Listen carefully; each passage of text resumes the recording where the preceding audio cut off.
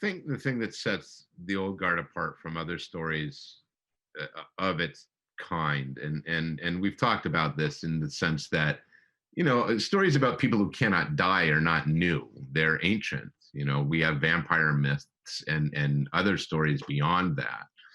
But I think one of the things that The Old Guard does is really interrogate uh, with emotional honesty what it would be like. And I don't think necessarily that's the first time that's been done either, but I do think it is the first time, to my knowledge, that the question has been asked as pointedly as it's asked in The Old Guard, and allows for a diversity of answers. That every character in the story has a different take on it.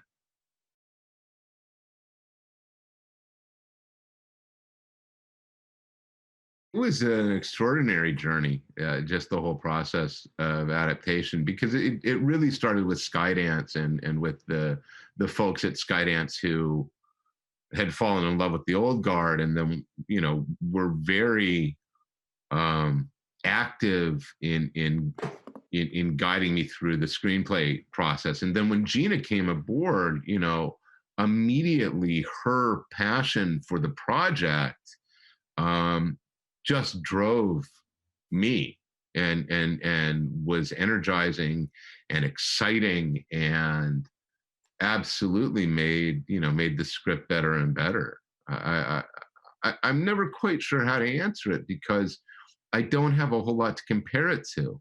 All I know is that I will be incredibly fortunate if on the next movie I get to write, I have an experience remotely like this one.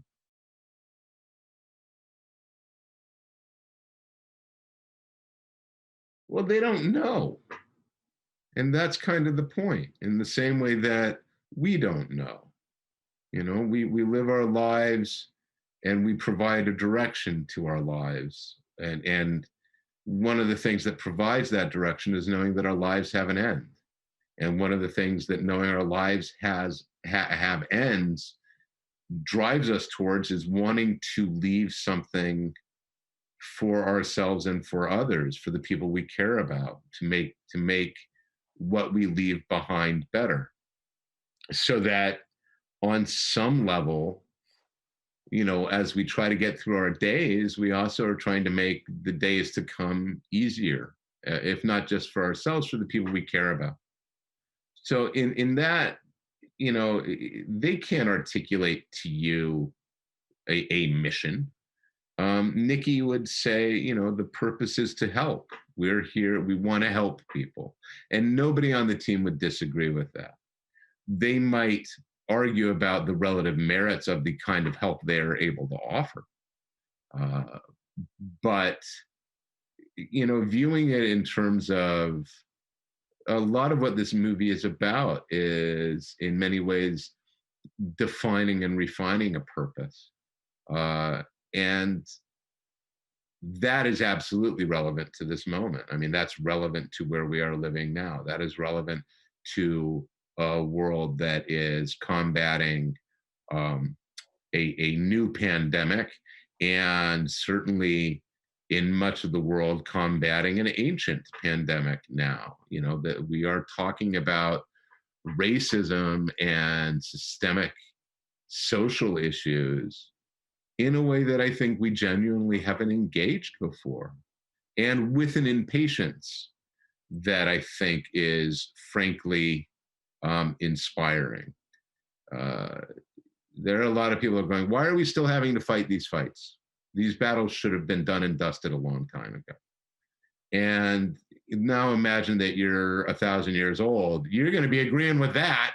You're going to be like, yeah, I thought we were through this one already. So, you know, I think it's very relevant for where we are today.